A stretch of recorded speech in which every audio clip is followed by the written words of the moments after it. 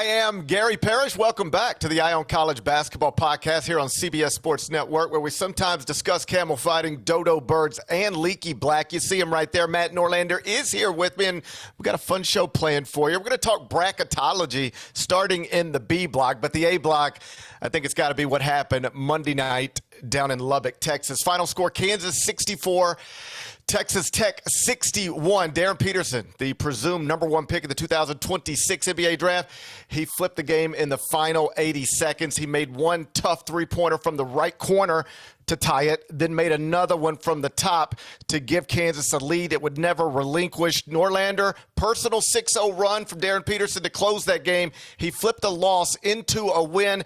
It felt like a real college basketball moment. Can you confirm it for me? Was that a big moment in the sport? It was, and the irony, a couple pieces of irony here. One, season high 35 minutes on the floor. Look what happens when Darryn Peterson can play the majority of a game. Amazing things, really cool, right? Wonderful to see it. We begged for it on the Sunday Eye on College Basketball pod, and we got it one night later. That was awesome to see. But also, Darryn Peterson, dare I say, for the first 38 and a half minutes of this game, was a jag. Just another guy. Wasn't shooting well from the floor.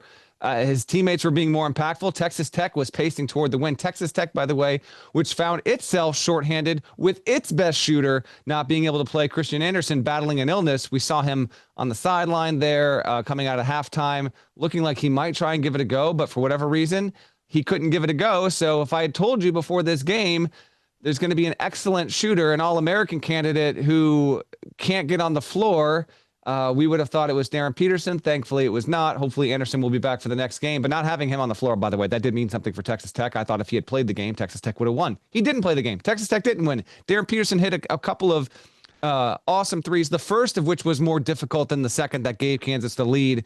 But that first one from the bottom right wing, contested, off-balanced, a really good flare screen set for him. He bangs it home. And at that moment, it's like, okay, are they actually going to rip this game? Yeah, they ripped it. So I will, like, Melvin Council Jr. had 16 in this game. He was terrific. Flory Badunga shut down JT Toppin significantly. Toppin only had 10 points and 6 boards, one of his worst games of the season.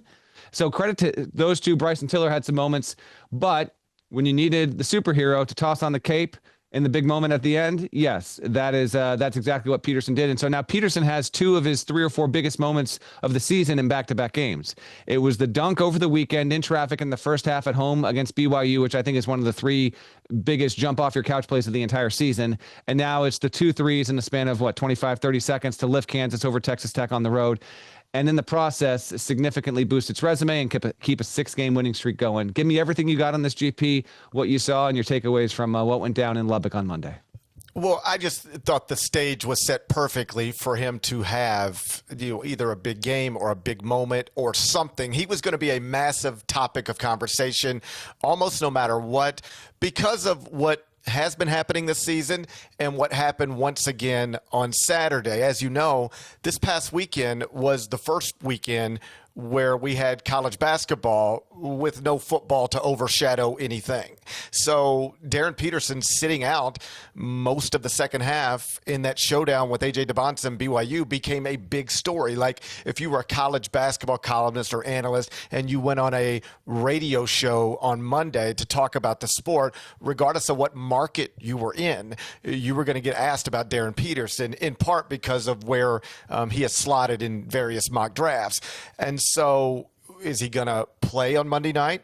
We thought so, but never know for sure. If he does play, what will he look like? If he does play, will he finish the game? How will his quads feel? There were a lot of eyeballs on that last night, and for much of it, he was ordinary. I mean, ordinary in a way that an unusually gifted person can be. He was 5 of 14 from the field in the game. That was not one of the best games of his season to date. It will not be one of his best games going forward.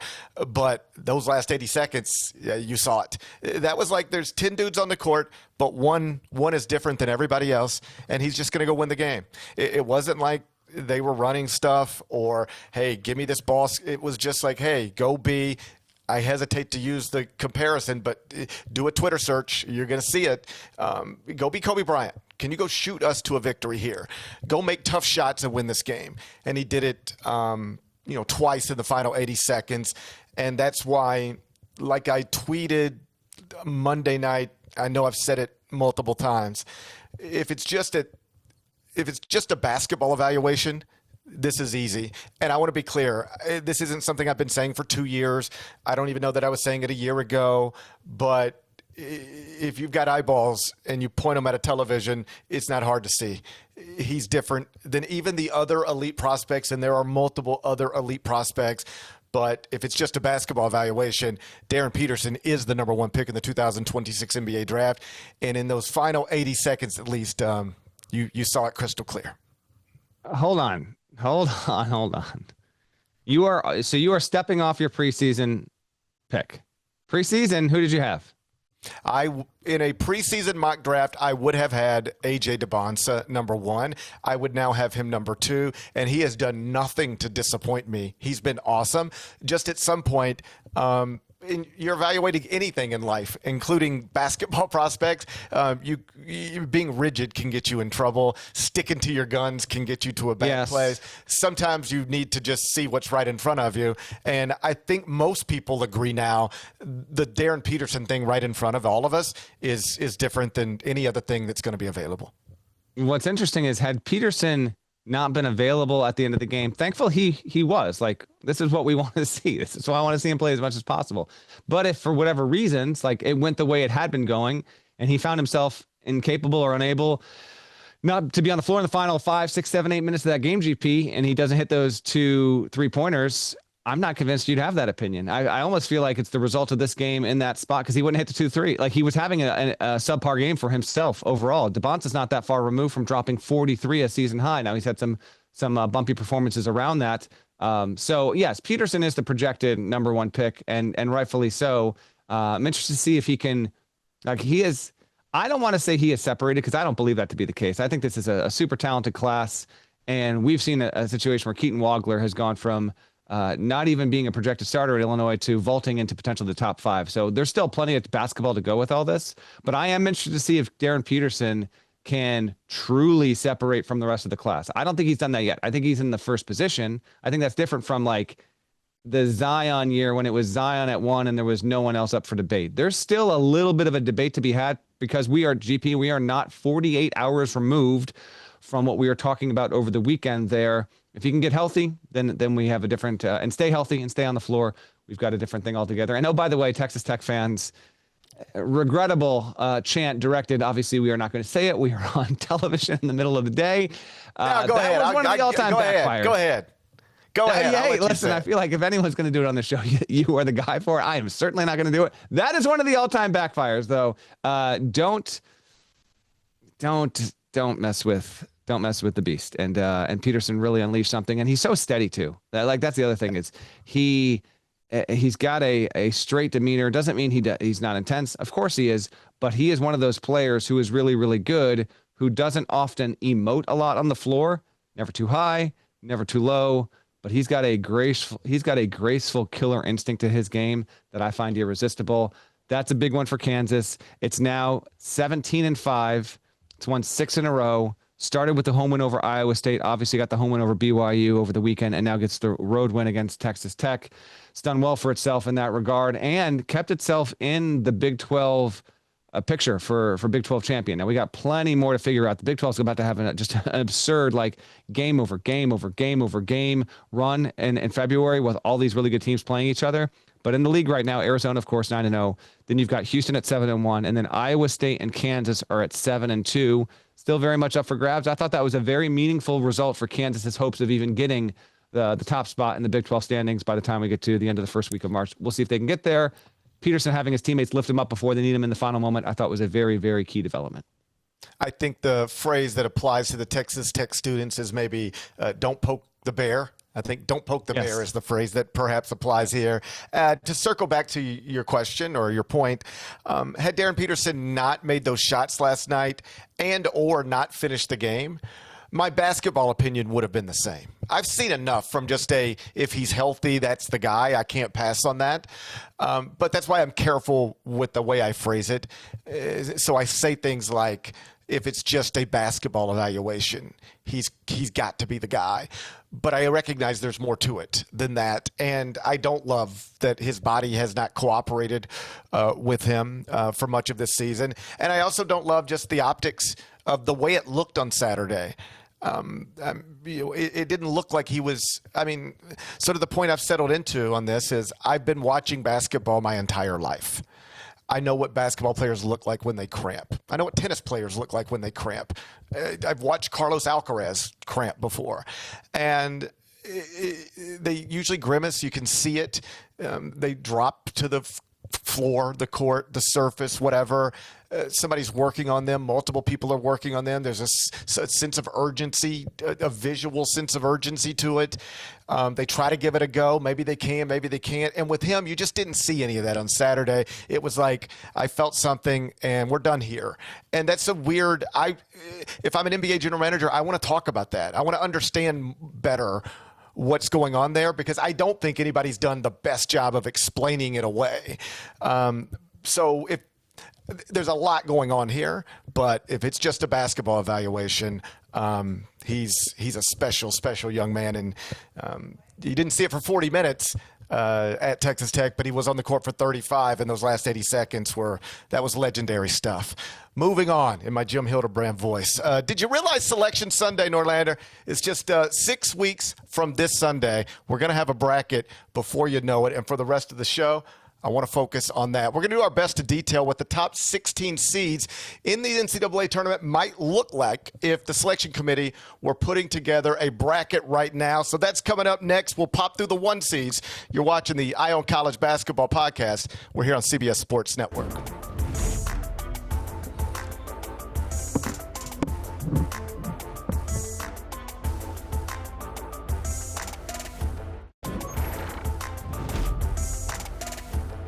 Welcome back to the Eye on College Basketball Podcast here on CBS Sports Network. Norlander, are you capable of being a bracketologist? I don't know if you know this about me, but in a previous life, I doubled as a bracketologist a little bit.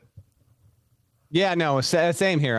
Entirely capable, ready, eager, able, willing to do so. Let's have a little fun. You know, you get the Tuesday Eye on show, the bonus pod content. Let's mix it up here and dive into a kind of a broader topic and take a look at the top 1 seeds, 2 seeds, 3 seeds, and 4 seeds. And do so, by the way, we still got a couple weeks before we get to the actual in-season top 16 reveal on CBS. So this is enough removed from that one where we can give people a sneak peek of what they might need to prepare for and what's at stake for some of these teams over the next couple of weeks.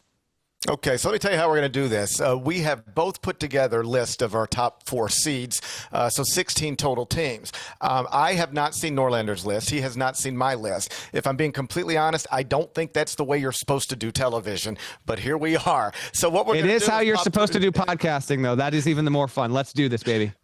Okay, we'll have a staff meeting about it and settle it once and for all.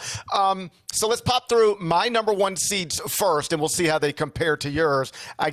I'm assuming we're going to start at the exact same place. As the number 1 overall seed as of this moment, I would have the Arizona Wildcats 22-0, 9-1 in quadrant 1. They got wins over UConn, Florida, Auburn, Alabama, BYU, number 1 in strength of record, one of only 2 undefeated teams left in the sport. The Arizona Wildcats would be my number 1 overall seed. I also would have UConn as a 1 seed at 21-1, 5-1 in quadrant 1, undefeated at full strength. The Big East isn't giving them too many great quadrant 1 opportunities, but that's not Dan Hurley's fault. His team is awesome. They would be a 1 seed right now. Duke would also be a 1 seed right now, 20-1 overall, 9-1 in quadrant 1, number 1 in the net, number 1 in BPI. Lone loss for Duke is to Texas Tech. They haven't beaten a currently ranked team other than Louisville since December 6th, but a little bit like UConn. That's not Duke's fault. That speaks to the state of the ACC. Duke would be a 1 seed right now, and my 4th number 1 seed would be Michigan, 20-1, 8-0 in quadrant 1. Only team in this group with a loss outside of quadrant 1, but number 1 at KenPom, number 4 in strength of record, number 4 right now in my top 25-1. My number 1 seeds would be Arizona, UConn, Duke, and Michigan. Is that we have the same 4 1 seeds. Is that your order too? I would have them in that order, but I understand it's debatable. It is. Michigan, I think, would be definitively the number 2 overall seed if the committee met today. It has the most combined quad 1 and quad 2 wins. It's 15 of its 20 wins are quad 1 and quad 2. It had some dominant wins overall. The 15 total quad 1, quad 2 wins are 2 more than any other team, and I think that offsets the fact that their one loss is a Q2 loss at home against Wisconsin. So I've got Michigan in the 2 spot overall there. They're also number 1 in a bunch of advanced metrics. I just think that gives them the edge. I have Duke at 3. 21 overall, 7-0 on the road, number 1 in wins above bubble, which is a metric that people need to be paying attention to because it's going to mean a ton in the committee room. Duke is ahead, yes, believe it or not, it is narrow. Duke is ahead of Arizona in wins above bubble in the NCAA's metric. I've got them 3 overall, 13-1 Duke is in quad 1 and quad 2. And then I've got UConn at 4th, 21-1, 7-0 on the road, 4th in wins above bubble. This is... we disagree on the order, whatever. There's so much time to figure out. This is not debatable. At this point, on Tuesday, February 3rd, there is a line. These are the 4 1 seeds. There is not a case for any team that you did not see on that screen to be a 1 seed at this point. It is clear and without debate to me that these are the 4. And it's obviously not debatable that Arizona is the number 1 overall seed. It's gotten to this point without a loss, having that strong record, a number of really notable non-conference wins as well. So we agree on the 4, just disagree on the order. You've got Michigan 4th overall in the pecking order. I can't possibly imagine how that would be the case when it has the most combined Q1 and Q2 wins, in addition to being number 2, number 3 overall in wins above bubble. I would argue that Michigan, like I noted, is the one team in this group that has the loss outside of quadrant 1. So they've got the worst loss of the bunch. Where we're also different is UConn. And I guess I would just argue there, if they are at full strength, and this will be a conversation the committee has, but if UConn is at full strength, you can reasonably argue they are undefeated right now and ranked number 1 in the country, and Arizona is not an undefeated team right now. I know we're not going to assume that. They won't do that. They will not say like that UConn would have won the game at full strength. Like that will not come into the committee's discussion. You can make the case, but I'm telling you that will not be. They will not do that what if to vault them to be a number 1 over Arizona. That's all. No. I'm not arguing they should be number 1 over Arizona. I am arguing that you can reasonably argue if this team weren't missing 2 starters, it could very realistically be undefeated right now, and I'll take that into account, and I could make them the 2nd number 1 seed in a pecking order behind Arizona. I'm not suggesting hypothetically flip that loss into a win based off of, man, if that guy would have played and if that guy would have played. Yeah, they didn't have Braylon Mullins or Terrace Reed in the home game for people that have forgotten when Arizona went into Stores and won on the road back in November. Yeah, I would just understand that the one blemish on UConn's resume right now is a loss in which they were missing two very important rotation pieces, and perhaps that should be taken into account. Either way, we agree on the 1 seeds: Arizona, UConn, Duke, Michigan, in some order, but starting with Arizona every time. When we come back, let's talk 2 seeds. This conversation, at least for me, is going to involve the Zags. Stick right here. You're watching the Eye on College Basketball Podcast. We're on CBS Sports Network.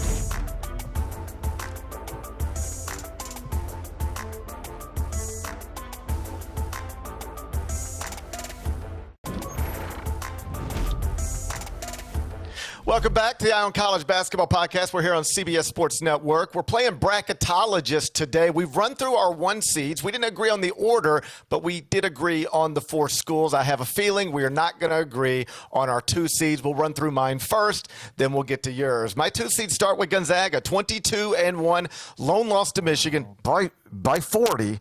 By 40, but lone loss to Michigan. Wow. 22-1 on the season, 5th in the net, 7th in strength of record. That's all 2-seed stuff. 15-game winning streak, despite the absence of Braden Huff. Mark Few is about to win a 23rd and final West Coast Conference regular season championship. Another 2-seed, Iowa State, 20-2 overall, 5-1 in quadrant 1. Had a brief 2-game losing streak, but they've won 4 straight since. 4th in the net, 8th in strength and record. Joshua Jefferson has emerged as a real first-team All-American candidate. Another 2-seed, Illinois, 19-3. rolling. 11-game winning streak. Keaton Wagler has developed into a likely one-and-done top 10 pick, even though he was ranked around 150th in his high school class. 7-3 in quadrant one. All of the losses are to teams in the top 22 of the net. They're number 6 in the net and strength of record. I've got Illinois as a 2 seed, and then it's the Houston Cougars. 19-2. They've won 13 of 14. Lone loss in that stretch at Texas Tech. I think they check every box for what you need to win a national championship. They've got a Hall of Fame caliber coach. They've got roster continuity, carryover from a Final Four team. And then they got multiple 5-star freshmen, most notably Kingston Flemings, who, like Keaton Wagler, who has developed into a top 10 pick, maybe for Flemings, even top 5. So there's my 2 seeds: Gonzaga, Iowa State, Illinois, Houston. Poke holes in it if you can, Norlander. Well, we have a very interesting twist here. Don't show my seeds just yet. We have the same team in 3 spots. So we've got Iowa State, then Illinois, and then Houston in the same spot. You have Gonzaga as the number 1-2 seed. Go ahead, flare mine on the screen here, because I think there is a very compelling case that Nebraska is the best 2 seed resume on the board right now. So GP and I agree. Cyclones, then Illinois, then Houston, 6, 7, and 8 in the seed line. But we are fairly far apart on Nebraska and Gonzaga. Let's dive into this here. And I will start with Gonzaga, and then we'll get to Nebraska. So what's going to inevitably happen here is that some teams that GP has in this block, I don't, and vice versa. So with Gonzaga, 22-1. And this isn't Gonzaga's fault, but the non-con schedule did backfire on it a bit. At some point, you have to stack up the resume versus the other teams that are in your neighborhood sitting at your table and see where we're at. So Gonzaga beat Oklahoma, Creighton, Arizona State, Oregon, and Maryland. It was hoping going into the season at least 3 of those teams would be of NCAA tournament quality. None of them are sniffing the big dance. So that has worked against Gonzaga because those are not quad 1 level games that they were hoping to have a majority of them. They're not. They're now off the table, which is unfortunate. Now, they have defeated Alabama in the non-conference. That's a good win. Kentucky continues to age well, and they smoked Kentucky. That was Kentucky's worst game of the season. The UCLA win still looking okay. Like UCLA still pacing toward being a tournament team, but we'll kind of wait and see on that. The lone loss, to me, it will come up in the committee room. Like, who knows how many losses Gonzaga will have on Selection Sunday. Maybe it'll only have that one. By 40 to Michigan, absolutely roasted. Hard to ignore that. In quad 1 and quad 2, Gonzaga, which again, I don't have in my 2 seed, it is my number 1 3 seed. And for me, it was a coin flip with Gonzaga and Houston personally. Gonzaga is 8-1 in quad 1 and 2. It is top 8 in strength of record. It is all the way down at 12 in wins above bubble, which makes it the final 3 seed in that particular metric. Gonzaga is an interesting case, GP. Right now, it's 5th in the net, 16 in KPI, 14 at Torvik. It's 6 at BPI. It's all over the place. It does have the reason why I put Gonzaga on the 3 line. Quad 1 wins right now. It has 8.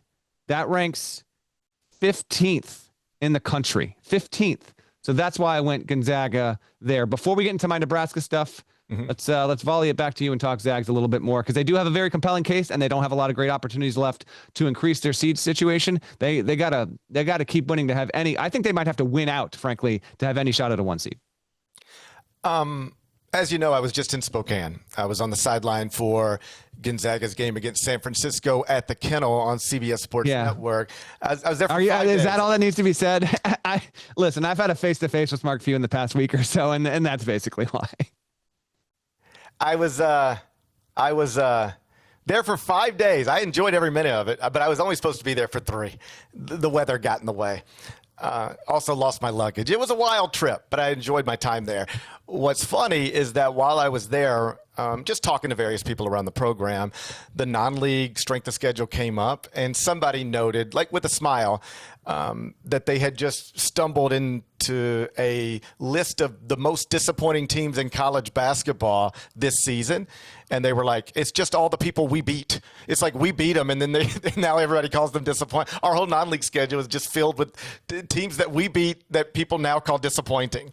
And so, to your point, it's not their fault. They scheduled aggressively, and they always do, to build a strong at-large resume that could theoretically get them in the one-seed conversation. And so if Kentucky is disappointing relative to preseason expectations, I'm just not going to hold that against them. I do think the attempt matters. There are sometimes programs where they intentionally schedule lightly because that's what they think their best path forward is. I'll hold that against you. Gonzaga, they put together a schedule that should have been more challenging, filled with more signature victories that hold up through Selection Sunday. But a lot of the teams that they scheduled have gone on to be disappointing. It's not their fault. To be clear, we're splitting hairs here. Like, I think on a seed line thing, I would have them 5 and you would have them 9. So we're in the same neighborhood here. But if you're looking for a reason to argue in favor of the Zags, I just did it. And then I would double down on 5th in the net, 7th in strength of record. That falls in the top 8 and top 8. And, that's 2-seed stuff. Okay, before we get to Nebraska, let's talk about the other teams that we both have in the same position. So Iowa State 20-2. We've both got them 6 overall in the hierarchy. Losses at Kansas and then at Cincinnati. Cincinnati, a disappointment, obviously, was a road loss nonetheless, and still ranks as quad 1. Roasted Purdue at Purdue. Beat St. John's in Vegas. Iowa is a top 25 win per the metrics right now for Iowa State. So almost hiding in plain sight, the Cyclones are. I think they're the team that has the most realistic shot to get to the one line by Selection Sunday that people might not realize is just sitting right there. I'm not predicting it'll happen, but they're really well positioned and done well for themselves. Speaking of doing well for yourselves, Illinois, the losses are to Alabama, UConn, and Nebraska. And oh, by the way, they've split with Nebraska. This is why I have Nebraska Illinois is 19-3, Nebraska's 20-2. The metrics when you line up next to each other, they're very, very close. Nebraska only has 2 losses. Illinois has 3. That was one of the deciding things for me. Win volume and loss total should matter. I've been beating that drum forever. Illinois beat Texas Tech in Champaign, beat Tennessee in Nashville, won at Purdue, has 10 combined Q1, Q2 wins, whereas Nebraska has 11. And by the way, Iowa State has 13 combined quad 1 and quad 2 wins, so that's why I've got Illinois there. Illinois is doing wonderful for itself, and just because it's on the 2 line doesn't mean it's not a national title contender. Frankly, we've got national title contenders into the 3 line, maybe even into the 4 line as well. And then Houston, 19-2, has defeated Auburn in the state of Alabama, Arkansas in Jersey, beat Texas Tech at home, split with Tech, losses by Tennessee by 3 and Texas Tech by 4. I think it is a coin flip between Houston and Gonzaga for the final spot. If it was up to me right now, I would give it to Houston. If I had to project what I think the committee would do, if it was literally building this out today, I think they would give it to Houston overall because the metrics very slightly favor them over Gonzaga. Gonzaga only has 1 loss. Houston has 2. Houston's playing a more difficult strength of schedule, but fascinating there all the same. Okay, can we dive into Nebraska? Or you want anything else on those teams before we get into Nebraska and take a break? Well, just to reiterate, we agree on 3 of the 2 seeds. Our only difference is Gonzaga, Nebraska, and we have that slot filled in the same spot. In other words, my spoiler alert, number 1 3 seed would be Nebraska. Your number 1 3 seed would be Gonzaga. So, yes, you surprised me with the Cornhuskers. Let me tell you why. I did a Eye on College Basketball podcast with you on Sunday, and I asked you to predict what the AP poll would look like. And I only asked for the top 5. That's not bracketology. I only asked for the top 5, but you wanted to get real ambitious and go stretch it out all the way to 10. And I remember you saying something like, I think I would get Nebraska out of the top 10. And I said, I don't think I would, and I wouldn't. I have Nebraska at number 9 in the top 25 and 1 right now. I would have them as my best 3 seed. But how did you go from Sunday dropping Nebraska outside of the top 10 to now you got them as a 2 seed in the NCAA tournament? Explain yourself. You're contradicting yourself. I am not, as I've said many times on the show over the years. By the way, Nebraska holds firm in the top 10 at number 9. I said this on HQ on Monday. I'm actually proud of the voters for doing that. I was predicting what would happen. That one's on me. I was wrong. About that. But an AP ranking is a snapshot, a power ranking of you, if you will, at a given moment in the season. A bracketology assignment is the totality of the resume in full. Those are 2 very different things. And right now, I think Nebraska has the best case to be the top 2 seed. Here is why. 20-2, gargantuan record, of course. The 2 losses are close at projected 1 seed Michigan and at home with a split to projected 2 seed Illinois. It has 4 top-tier Quad 1 wins.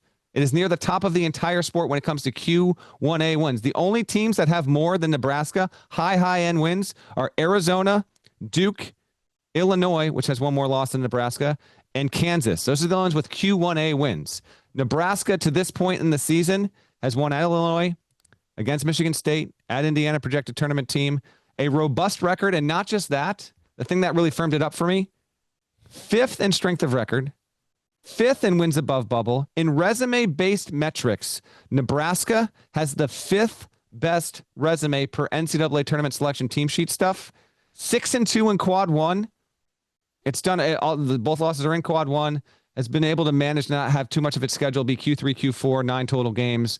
So that's why, to me, Nebraska is sitting there at the top of the 2 line. I am genuinely surprised, both just in terms of resume, how you've talked about the Cornhuskers. You don't just walk into Pinnacle Bank, even though Illinois just went in, and they robbed the bank. They didn't just walk in. I'm convinced that someone at Illinois listens to the show, and they weren't satisfied with Parrish's mantra of "you don't just walk into Pinnacle Bank." They had a thing on their whiteboard that said "rob the bleeping bank." They didn't want to. They wanted to straight up just walk out with everything there. I'm surprised you did. I'm genuinely shocked that you did not have Nebraska on the 2 line. That's my case for them at the top of it all.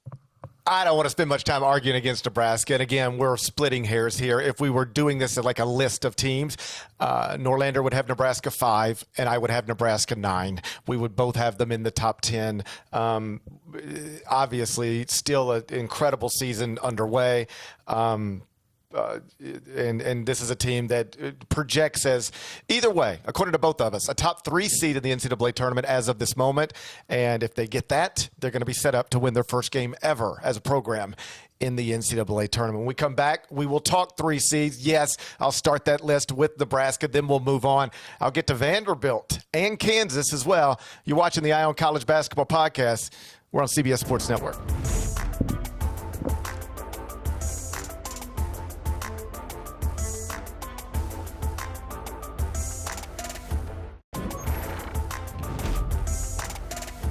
Welcome back to Eye on College Basketball Podcast here on CBS Sports Network. We're running through what we believe will be the top 16 seeds in the NCAA tournament if it were to start today. We agreed on the 1 seeds, just slightly different order. We mostly agreed on the 2 seeds, just different order. Now we're on to the 3s. My list starts with Nebraska. Norlander's already explained to you the resume. He's got him on the 2 line. I've got him as my highest rated 3 seed, 20-2. Started 20-0. So now 20-2, lost to Michigan. Lost at home to Illinois, like Norlander said. Keaton Wagler and the Illini, they walked into Pinnacle Bank. They robbed the bank. 11-2 in the first 2 quadrants, 10th in the net, 5th in strength of record. I've got Michigan State as a 3 seed, 19-3. Had won 7 straight till Michigan got them last Friday night. 10-3 in the first 2 quadrants, number 2 in adjusted defensive efficiency. Another great Tom Izzo team. I would have them as a 3 seed right now. Vanderbilt, 19-3 after being picked outside of the top 10 in the preseason SEC poll. Just 3-3 in the past 6 after starting 16-0. So, they've come back to earth a little bit, but still 11-3 in the first 2 quadrants. Beat Alabama, Kentucky, St. Mary's, top 20 in both offensive efficiency and defensive efficiency. 14th in the net, 11th in strength and record. Again, just 500 in the past 6, but that body of work is still 3 seed strong. Kansas would be my 4th 3 seed here, 17-5, but a tough evaluation. Darryn Peterson has only played in 12 of KU's 22 games. You saw what he's capable of, like quite literally just flipping losses into wins. That's what he did Monday night down in Lubbock against Texas Tech. But the question becomes for the selection committee, how do you evaluate Kansas's resume? Because there's going to be a sizable portion of it with Darryn Peterson and a sizable portion of it without Darryn Peterson. So Nebraska, Michigan State, Kansas, Vanderbilt, those are my 4 3 seeds as of today. All right. So we've got 3 of the 4 same here, whereas you've got Nebraska here. I've got Gonzaga, and then our order is different. Our order is a little bit different here. So I've got Gonzaga at the top of the line. I think Vandy and Michigan State are interchangeable from a resume standpoint. I believe you just had MSU sitting there at 10 overall in the pecking order. I've got them at 11. Vandy is top 8 in resume-based metrics. Okay. It's 11-3 in quad 1 and quad 2. That is tied for 4th best in the country. It's why I gave Vandy the slight edge over MSU, but as tight as my as tight as my Houston versus Gonzaga for the final 2 and the first 3 was, I think the Vandy Michigan State one is even more close at this point. You neglected to mention Vandy also won on the road against UCF, which comfortably projects as a tournament team. That's another really good one for the Commodores. So we'll see there. Michigan State has beaten Arkansas, Carolina, Kentucky. Iowa is a good win still. The losses are to Duke at home, to Michigan at home. It's kind of why I dinged on the 2 home losses. They're good losses, but they're at home. And then obviously the Nebraska loss as well. Michigan State is 8th in wins above bubble right now. So that would even, tilt to GP's placement. Again, splitting hairs here overall. And then loss volume matters something to me. The Peterson stuff we'll see if he can stay healthy and play the rest of the season and play the majority of the time in those games. How much Peterson didn't play in the start of the season just isn't going to be a factor. It will not matter in how the committee slots him. He'll have played in too many games, and we'll see what he's capable of. And frankly, Kansas has done well even some games without him. But 5 losses is different than 3 losses, so that's why I've got Kansas as the last 3 seed. And in fact, by virtue of winning on the road on Monday night, that's what put Kansas on the 3 line for me. If Kansas had lost that game, it would not have any business being on the 3 line, in my opinion. It is 12-5 in Q1 and Q2, has defeated Tennessee, NC State on the road, and the Wolfpack, we'll see what they can do against SMU on Tuesday night, but they've been up and down a bit, but that's still a quality quad 1 win. Beat Iowa State, won against BYU at home, just got the win at Texas Tech. 5 losses. The only one that's kind of is West Virginia, and that's on the road. That's the only one that's but it is 5 losses. I'm not going to discount that. Here is the reason why I have Kansas in this above all others. It has only played 5 combined games against Q3 and Q4. That is the lowest of any team that is in the discussion to be on the 1, 2, 3, or 4 line. Bill Self does this every year.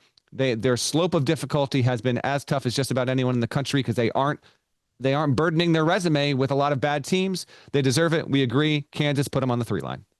So this is interesting. We have some teams with different numbers next to their names, some teams in different orders, but I believe this is right.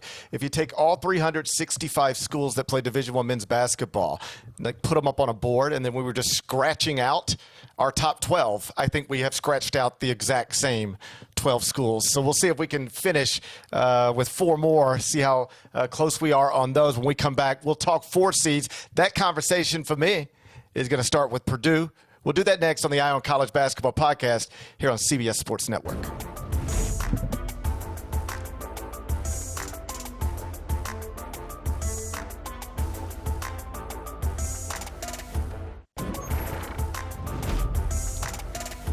Welcome back to the Eye on College Basketball podcast. We're here on CBS Sports Network. We have talked 1 seeds, 2 seeds, and 3 seeds. That's a total of 12 teams, and we agree on the 12. Different orders, but we agree on the 12. Let's see if we can close it out similarly. My 4 seeds are going to start with Purdue. I've got the Boilermakers sitting at 18-4. They're just 1-3 in their past 4 games, so sliding a bit, but still 8th in the net. Strength of record is 12th. 8-4 in the first 2 quadrants. I've got Purdue as a 4 seed. I've also got Florida here. The reigning national champions are now 16-6 after starting the season 5-4. Preseason top 5 team that at one point was being called the most disappointing team in the country. They have shed that label. They are now 10-6 in quadrant 1, in the first 2 quadrants rather, projected by KenPom to win the SEC regular season title by multiple games. I've got Virginia at 18-3 in year 1 under Ryan Odom, 8-3 in the first 2 quadrants. They've won 7 of their past 8. Strength of record is 14. And then I've actually got BYU coming in as my last number 4 seed. Obviously, they've been struggling a little bit lately. Got beat at Allen Fieldhouse over the weekend, but still 17-4 and being led by A.J. DeBonsa, who would be a consensus first-team All-American at this point.